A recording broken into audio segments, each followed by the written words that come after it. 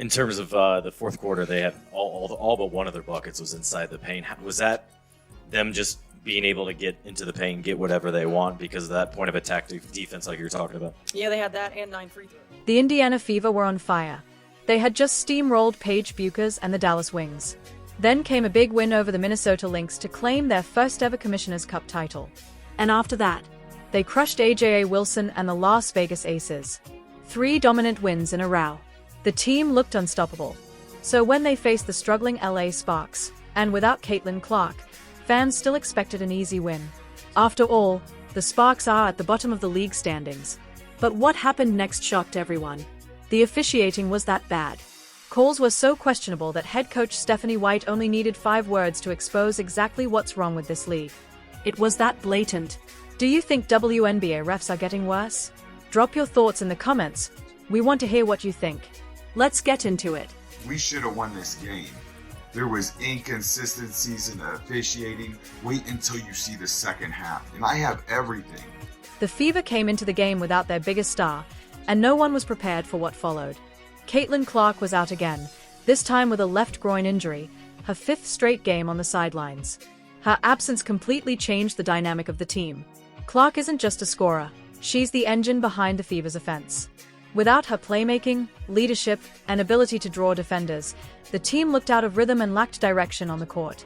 Finding out this morning that we probably need to hold out again today. It really is a day-to-day thing. And I think for us, making sure that we're prioritizing her long-term health and wellness.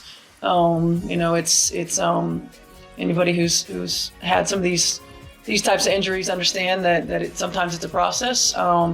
She's a quick healer, and she's been doing everything that she can to get back on the floor. So, we just want to make sure that we're hypersensitive to the big picture. But that wasn't the end of the setbacks. Dawanna Borna was out representing her country at the FIBA AmeriCup, leaving the Fever without a key piece off the bench, someone who brings both size and veteran presence. And then came the biggest shock. Dana Evans quit the team altogether. Just like that, 3 major contributors were gone.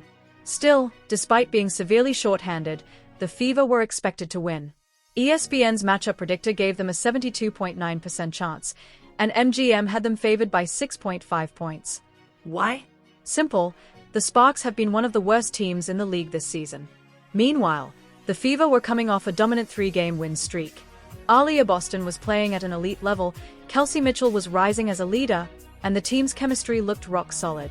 Everything pointed to an easy win, until it didn't. Howard looking back door for Mitchell, not there. Shot clock down to 7.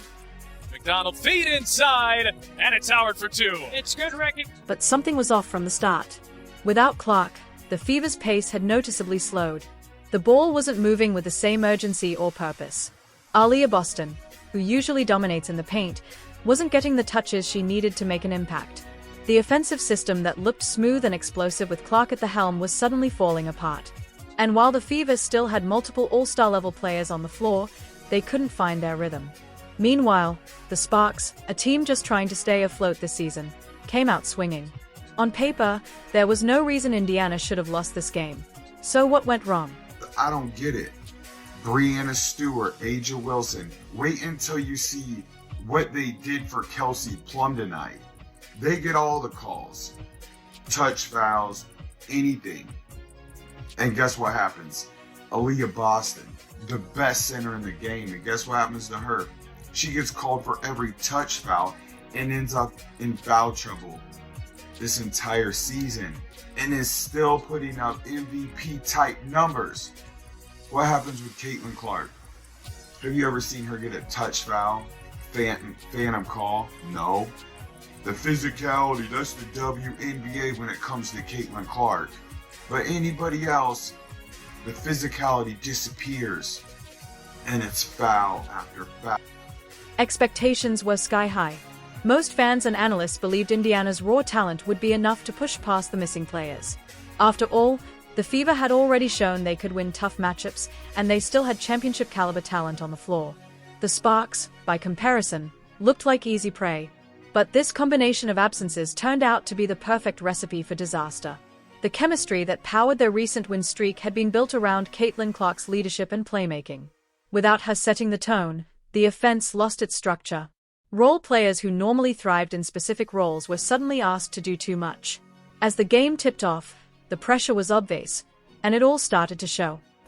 What does it take to get a team to be more consistent, especially from you on the coaching side of things? Yeah, I mean, I think a couple things. There's always got to be a high attention to knowing personnel. Oftentimes you don't get a lot of practice time, and so going over a lot of their sets, which you do.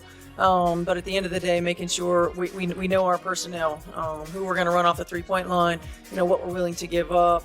We've got to make sure that there's a high attention to detail there. Even with the team struggling, 3 players stepped up and refused to let the Fever go down without a fight. Aaliyah Boston led the charge, dominating the paint from start to finish. She dropped 23 points and grabbed 12 rebounds, numbers that usually seal a win. Boston shot an efficient 9-4-17 from the floor and hit 5 of her 7 free throws. When the Fever finally started feeding her the ball in key moments, she reminded everyone why she's one of the most talented and dependable players in the league. Here's Mitchell off the screen, but can't connect on the 3. Boston offensive rebound, rolls it in and a foul.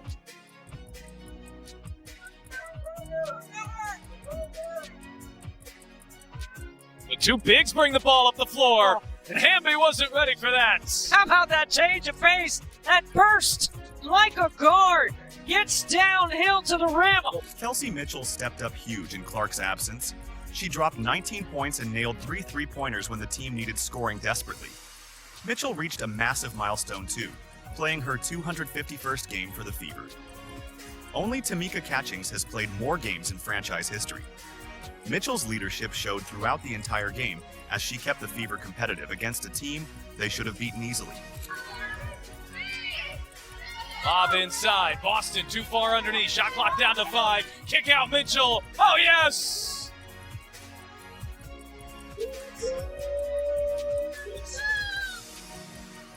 Kelsey Mitchell came up big with Clark out. She poured in 19 points and knocked down 3 clutch three-pointers right when the team needed them most.